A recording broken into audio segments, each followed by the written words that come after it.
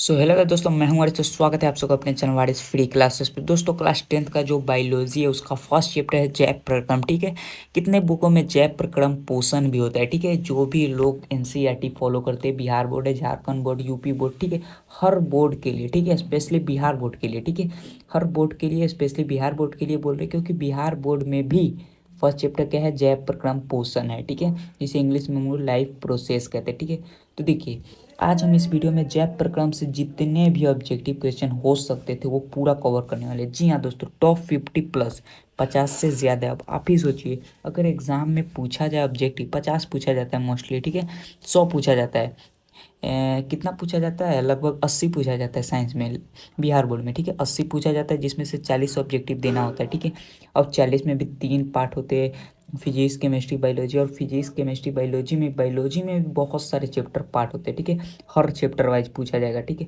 तो भाई साहब एक स्पेशली चैप्टर जैव प्रक्रम से अगर आप 50 क्वेश्चन जानते हैं, तो क्या अगर जैव प्रक्रम से कोई भी क्वेश्चन टकराएगा तो इसी के अंतर्गत ना होगा, वो कहाँ से लाएगा भाई, गैलेक्सी से थोड़ी ना लाएगा। यानी कि ये चैप्टर का ऑब्जेक्टिव क्लियर, ये चैप्टर पूरा क्लियर। ठीक है, यानी हर चैप्टर का सीरीज वाइज जो ऑब्जेक्टिव अपलोड करने वाले अगर आप देखते चलते हैं, ठीक है, तो पूरा साइंस क्लियर हो जाएगा। ठीक है, और भी सोशल साइंस का चाहिए वो भी क्लियर करवा देंगे, हिंदी वगैरह हर सब्जेक्ट का हम आपको क्लियर करवा देंगे।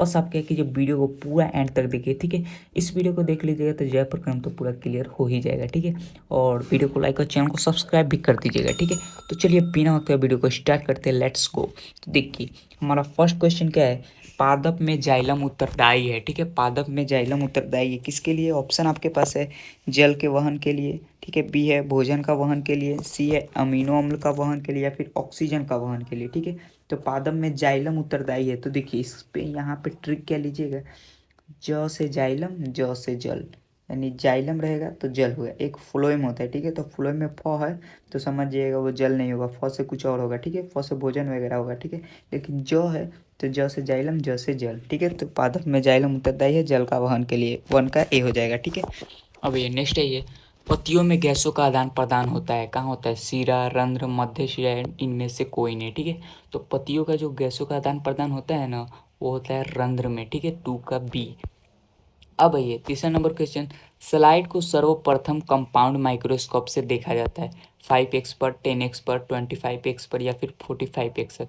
स्लाइड क्या होता है, ब्रेड का जो टुकड़ा होता है उसे स्लाइड कहते हैं। तो उसको सबसे पहले कितने कंपाउंड माइक्रोस्कोप से देखा जाता है, तो सबसे पहले 10x पर देखा जाता है। ठीक है, तो 3 का बी हो जाएगा। अब ये चौथे नंबर क्वेश्चन, रक्त का कौन से अवयव घायल स्थान से रक्त स्राव के मार्ग को रक्त का थक्का बनाकर अवरुद्ध करता है, आरबीसी, डब्ल्यूसी, प्लेटलेट्स, या फिर लस्सी का। ठीक है, देखिए रक्त का कौन सा वह अवयव है जो घायल स्थान से रक्त स्राव को मार्ग को रक्त थक्का बनाकर रोकता है। ठीक है, जैसे कि हम लोग देखते हैं हमारे शरीर में कहीं भी कट फट जाए, मान लीजिए हाथ में पैर में कट गया, तो देखते हैं खून बहने लगता है और फिर रुक जाता है। भाई सब खून बहते बहते रुक कैसे गया, ऐसा रहता पूरा खून क्यों नहीं निकल जाता है, तो वो रोकता है कौन, प्लेटलेट। अब ये नेक्स्ट क्वेश्चन आइए, 5वां नंबर क्वेश्चन, हृदय से रक्त यानी रुधिर को संपूर्ण शरीर में पंप किया जाता है, फेफड़ों द्वारा, निलय द्वारा, अलिंदों द्वारा, इनमें से सभी द्वारा। तो निलय द्वारा होगा, 5 का बी हो जाएगा। ठीक है, अब ये नेक्स्ट क्वेश्चन क्या है, 6, ईसीजी का पूरा नाम लिखिए, यानी ईसीजी का फुल फॉर्म पूछ रहा है, electric cardiogram, electrocardiograph, electro corporation gram, या फिर इनमें से कोई नहीं। तो इसका आंसर बी हो जाएगा। ठीक है, इलेक्ट्रोकार्डियोग्राफ।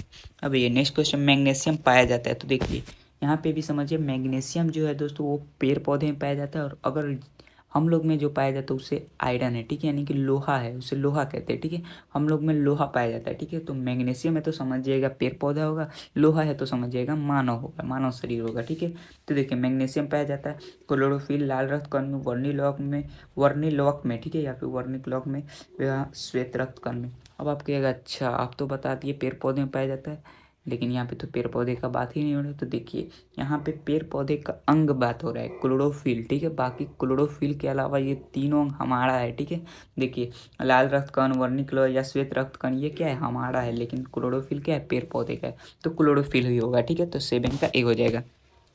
नेक्स्ट क्वेश्चन है ये 8 नंबर क्वेश्चन, निम्नलिखित में किसे कोशिका का ऊर्जा मुद्रा के रूप में जाना जाता है। ठीक है, कोशिका को ऊर्जा मुद्रा, एडीपी, एटीपी, डीटीपी, पीडीपी। तो हम सब जानते हैं एटीपी को। ठीक है, उसके बाद आइए 9 नंबर क्वेश्चन, पौधों में, ठीक है, पौधों में श्वसन क्रिया के अंतर्गत एडीपी की टूटने से कितनी ऊर्जा मुक्त होती है। 13.5 kg, 305 kg मोल्स या फिर 3.5 kg मोल्स या फिर इनमें से कोई नहीं। तो इसका आंसर सी हो जाएगा 3.5 kg मोल। ठीक है। अब ये 10 नंबर क्वेश्चन, प्रकाश संश्लेषण क्रिया में ऑक्सीजन बाहर निकलता है। ठीक है, जल से, कार्बन डाइऑक्साइड से, या फिर ग्लूकोज से, या फिर डिक्टियोजोम से। ठीक है, प्रकाश संश्लेषण होता है तो हम सब जानते हैं प्रकाश संश्लेषण के फलस्वरूप क्या होता है, ऑक्सीजन निकलता है। ठीक है, तो ऑक्सीजन किस रूप में निकलता है, तो जल के रूप में निकलता है। 10 का ए हो जाएगा। ठीक है, नेक्स्ट क्वेश्चन है ये, स्वपोषी पोषण के लिए आवश्यक है कार्बन डाइऑक्साइड, क्लोरोफिल, सूर्य का प्रकाश, या फिर इनमें से कोई नहीं। ठीक है, तो देखिए स्वपोषी पोषण किसे कहते हैं, जो अपना भोजन खुद बनाता है, स्वयं बनाता है, स्वयं अपना भोजन बनाता है, उसे स्वपोषी कहते हैं। तो ऐसा कौन है जो अपना भोजन खुद बनाता है, वो है पेड़ पौधा। जी हाँ दोस्तों, तो पेड़ पौधा, तो पेड़ पौधे के लिए क्या चाहिए, कार्बन डाइऑक्साइड भी चाहिए, क्लोरोफिल भी चाहिए, सूर्य का प्रकाश भी चाहिए, जल वगैरह भी चाहिए, लेकिन इसमें 3 है तो इनमें से सभी होगा। ठीक है, अब नेक्स्ट क्वेश्चन, ऑक्सीन है, ऑक्सीजन नहीं, ऑक्सीन है, वसा, एंजाइम, हार्मोन या फिर कार्बोहाइड्रेट। तो ऑक्सीन एक वसा है। ठीक है, अब ये नेक्स्ट क्वेश्चन है ये, द्विखंडन होता है, द्विखंडन किस में होता है,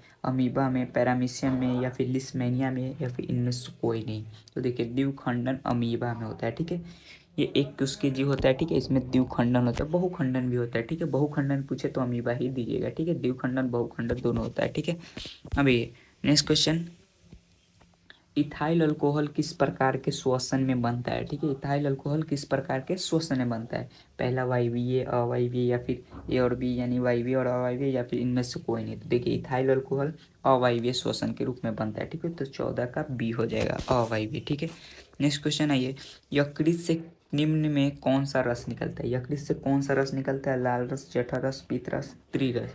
तो आप सब जानते हैं कि यकृत से क्या होता है, पीत रस निकलता है। ठीक है, तो इसका आंसर हो जाएगा सी, 15 का सी। 16 नंबर क्वेश्चन है, प्रकाश संश्लेषण होता है कवकों में, जंतुओं में, हरे पौधों में, या फिर परजीवियों में। ठीक है, ठीक है, परजीवियों में। तो हम सब जानते हैं प्रकाश संश्लेषण किस में होता है, पेड़ पौधे में, यानी हरे पौधे में, यानी कि दोस्तों 16 का सी हो जाएगा। नेक्स्ट क्वेश्चन है ये, हरे पौधे कहलाते उत्पादक, अपघटक, उपभोक्ता, या फिर आहार श्रृंखला। तो हरे पौधे क्या कहलाते हैं, उत्पादक कहलाते हैं। ठीक है, क्योंकि उत्पादन कर रहे हैं ना, तो उत्पादक कहलाएंगे। ठीक है, अब आइए नेक्स्ट क्वेश्चन, इनमें सामान्यतः किसका उपयोग कोशिका द्वारा ऊर्जा उत्पादन के लिए होता है, एमिनो अम्ल, वसा अम्ल, ग्लूकोज, या फिर सुक्रोज।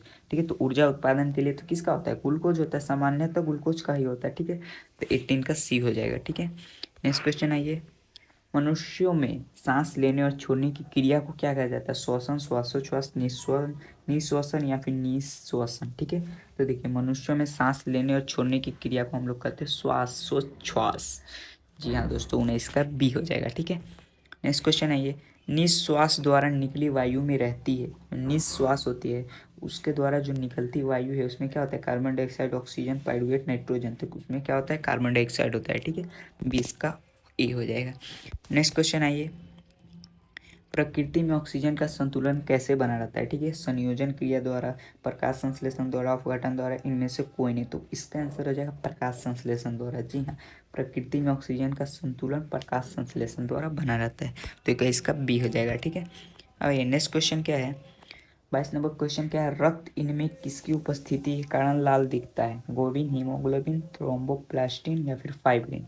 तो हम सब जानते हैं रक्त किसके उपस्थिति के कारण लाल दिखता है, हीमोग्लोबिन के कारण। ठीक है, तो इसका आंसर हो जाएगा ए, बी, 22 का बी, हाँ हीमोग्लोबिन के कारण। ठीक है, अब भैया नेक्स्ट क्वेश्चन क्या है, इनमें कौन प्रकाश संश्लेषी अंगक है, हरित लवक, पत्ती, स्टोमाटा, या फिर जर। ठीक है, तो प्रकाश संश्लेषी अंगक कौन है, तो अंगक है हरित लवक। ठीक है, अंगक क्या है, हरित लवक है। ठीक है, 24 नंबर क्वेश्चन है ये, वायुमंडल में CO यानी कार्बन डाइऑक्साइड गैस की उपस्थिति है, कितना है, 0.01%, 0.05%, 0.03%, या फिर 0.02%। ठीक है, तो कितना परसेंट है, 0.03% है। ठीक है, 24 का सी हो जाएगा। ठीक है, 25 नंबर क्वेश्चन आइएगा, ग्रहणी भाग है, ग्रहणी किसका भाग है, मुख गुहा का, अमाशय का, छोटी आंत का, बड़ी आंत का। ठीक है, एक ग्रसनी होता है ग्रहणी, तो जो ग्रहणी है वो छोटी आंत का भाग होता है। ठीक है, तो 25 का सी हो जाएगा। ठीक है, लेकिन ग्रसनी छोटी आंत का भाग नहीं होता है, ग्रहणी ह देख लीजिएगा। ठीक है, ह स में अंतर होता है, बहुत बच्चे यहीं पे कंफ्यूज कर जाते हैं। ठीक है, तो इसका आंसर सी हो जाएगा, छोटी आंत में, क्योंकि ग्रहणी है। ठीक है, 26 नंबर क्वेश्चन, हरे पौधों में पोषण की विधि कहलाती है प्राणी संयोजी, परपोषण, या फिर स्वपोषण, या फिर इनमें से कोई नहीं। ठीक है, तो हरे पौधे की पोषण क्या कहलाती है, स्वपोषण कहलाती है। ठीक है, 26 का हो जाएगा सी।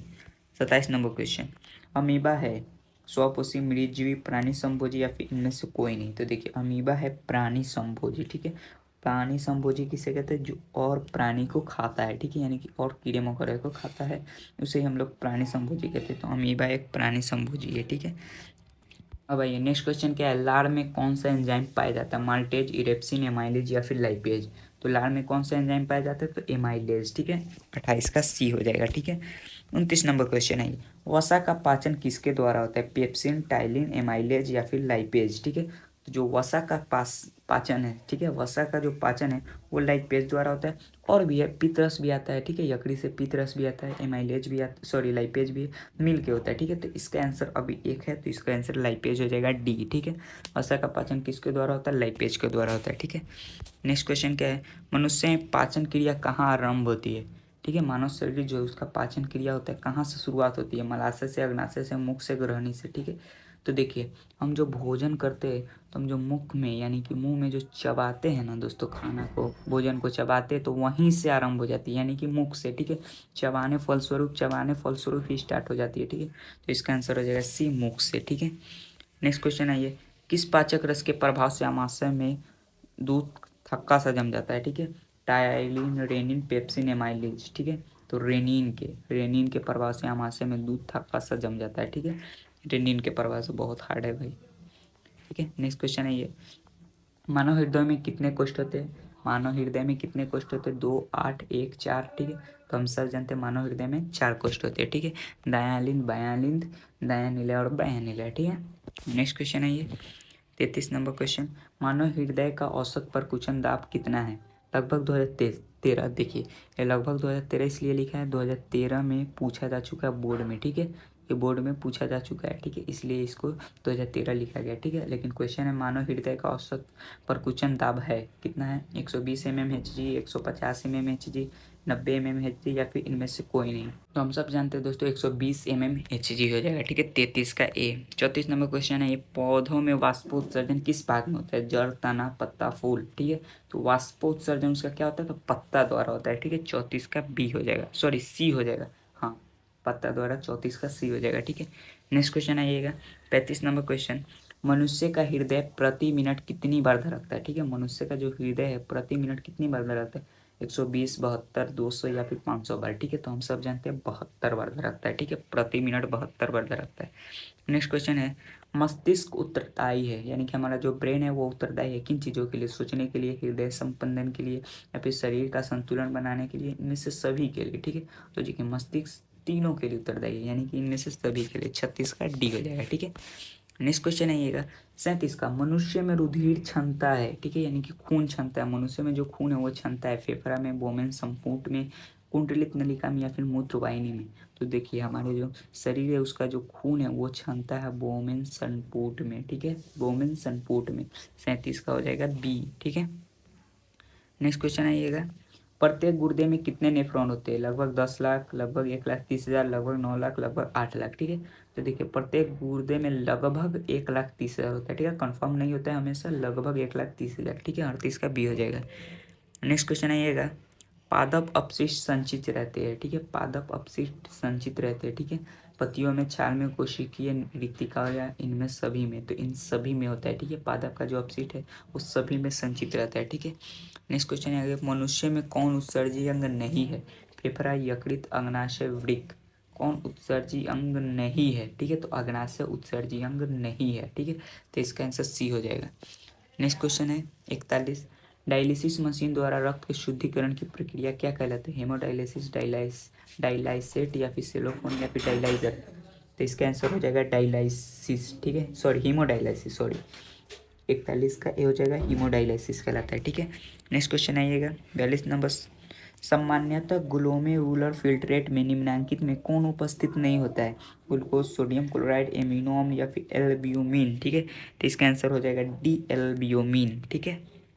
नेक्स्ट क्वेश्चन आइएगा, जीवों के शरीर से उपापचयी क्रियाओं के फलस्वरूप उत्पन्न अपशिष्ट पदार्थों का निष्कासन कहलाता है, श्वसन, उत्सर्जन, पोषण, परिवहन, ठीक है। तो जीवों में शरीर से उपापचय क्रिया के फलस्वरूप जो उत्पन्न अपशिष्ट पदार्थों का निष्कासन होता है उसे क्या कहते हैं, उत्सर्जन कहते हैं। 43 का बी।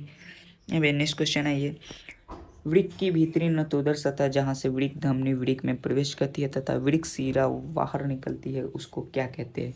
ठीक है, तो उसको हम लोग क्या कहते हैं? प्रांतस्थ भाग, अंतस्थ भाग, हाइलम या फिर इनले का चाप। ठीक है, तो उसे हम लोग कहते हैं हाइलम। ठीक है, उसे हम लोग हाइलम कहते हैं। ठीक है, अब ये 45 नंबर क्वेश्चन, निम्नलिखित में कौन प्रोटीन एवं एमिनो अम्ल के विखंडन से बनता है? ठीक है, निम्नलिखित में कौन प्रोटीन एवं एमिनो अम्ल के विखंडन से बनता है? यूरिक अम्ल, अमोनिया, यूरिया या फिर इनमें से सभी? ठीक है, तो कौन बनता है? तो इसका आंसर हो जाएगा डी, इनमें से सभी बनता है। ठीक है, तीनों बनता है। नेक्स्ट क्वेश्चन है ये, यूरिया रक्त में कहाँ से प्रवेश करती है? फेफड़ा से, यकृत से, श्वास नलिका से या फिर वृक्क से? ठीक है, जो यूरिया है वो रक्त में कहाँ से प्रवेश करती है? ठीक है, तो श्वास नलिका से, सॉरी यकृत से करती है। ठीक है, 46 का बी हो जाएगा, यूरिया रक्त में यकृत से प्रवेश करती है। ठीक है, नेक्स्ट क्वेश्चन है, वृक्क किस जैव प्रक्रम का हिस्सा है? वृक्क किस जैव प्रक्रम का हिस्सा? उत्सर्जन, श्वसन, पोषण, परिवहन। ठीक है, तो इसका आंसर हो जाएगा उत्सर्जन। ठीक है, वृक्क उत्सर्जन का हिस्सा है। नेक्स्ट आइएगा, रेजिन किस पौधे का उत्सर्जी पदार्थ है? बबूल, कनेर, पीपल, चीर। तो रेजिन जो है वो चीर पौधे का उत्सर्जी पदार्थ है। 48 का डी हो जाएगा। ठीक है, नेक्स्ट है 49, पादप अपशिष्ट संचित रहते हैं पत्तियों में, छाल में, कुछ के रिक्तिकाओं में, सभी में, हम ऊपर भी देखे सभी हो जाएगा। ठीक है, 50, मनुष्य में वृक्क संबंधित है पोषण से, श्वसन से, उत्सर्जन से, परिवहन से। ये डबल आ गया। ठीक है, तो इसका आंसर उत्सर्जन हो जाएगा। ठीक है भाई, 50 कंप्लीट। अभी और है। ठीक है, अभी और है, 4-5 और है, लेकिन 50 कंप्लीट हो चुका है। ठीक है, पसंद आए तो आप लिख दीजिए कमेंट में यस। ठीक है, बाकी लाइक और सब्सक्राइब तो कर ही दीजिए। चलिए 51 नंबर क्वेश्चन भी देखते हैं, निम्न में कौन उत्सर्जी अंग है? अरे भाई साहब कितने पूछिएगा, वृक्क होगा। ये वृक्क वाला 3 बार क्वेश्चन आ गया। ठीक है, किस ग्रंथि कारण त्वचा एक उत्सर्जी अंग है? किस ग्रंथि कारण त्वचा भी एक उत्सर्जी अंग है? श्वेत, दुग्ध, श्लेष्म या फिर स्नेह? तो श्वेत एक ग्रंथि होता है। ठीक है, श्वेत एक ग्रंथि होता है जिसके कारण त्वचा भी एक उत्सर्जी अंग बन जाता है। समझ रहे? चलिए 53 नंबर क्वेश्चन, मनुष्य में कार्बन डाइऑक्साइड का उत्सर्जन किससे होता है? ठीक है, यहाँ पे कार्बन डाइऑक्साइड डायरेक्ट पूछेगा दोस्तों, मनुष्य में उत्सर्जन किससे होता है? तो आप क्या कीजिएगा, वृत्त देखिएगा, मार दीजिएगा, लेकिन थोड़ा क्वेश्चन ध्यान से, अगर कार्बन डाइऑक्साइड है तो वो फेफड़ा को चला जाएगा। ठीक है, इसका आंसर हो जाएगा सी, 53 का सी हो जाएगा। ठीक है, अब ये 54 नंबर क्वेश्चन, निम्नांकित में से कौन सा पदार्थ अमोनिया के साथ मिलकर यूरिया बनाता है? ठीक है, निम्नांकित में कौन सा पदार्थ तो ये हम लोग आई थिंक देखे। ठीक है, यूरिक अम्ल, अमीनो अम्ल, ऑक्सीजन, कार्बन डाइऑक्साइड, तो हम देखे ऑक्सीजन। ठीक है, अब ये next question I think last question. हाँ, प्राग्नलिका का बीजांड की ओर वृद्धि करना किस प्रकार का अनुवर्तन है? तो रसायन अनुवर्तन है। तो बस उम्मीद करता हूँ वीडियो पसंद, तो वीडियो को लाइक सब्सक्राइब, चलिए मिलते हैं नेक्स्ट वीडियो में।